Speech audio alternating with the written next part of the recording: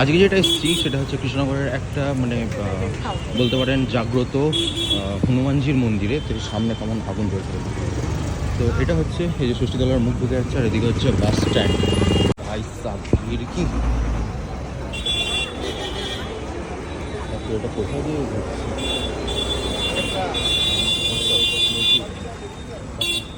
হ্যাঁ, ভেতরে তো ঢোকাই যায়।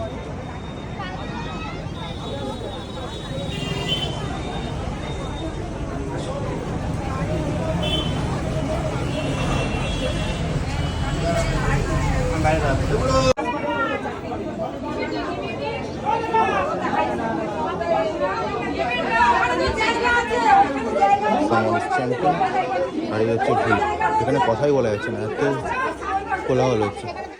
এটা হচ্ছে কি বলুন তো, মানে আমার মতে হচ্ছে জাগ্রত।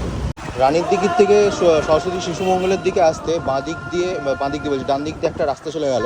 সেই রাস্তাটায় ঢুকে একটা আজকে একটা নতুন রাম হনুমান মন্দিরের আজকে সূচনা হলো। এই যে সামনে তারই ভিড়।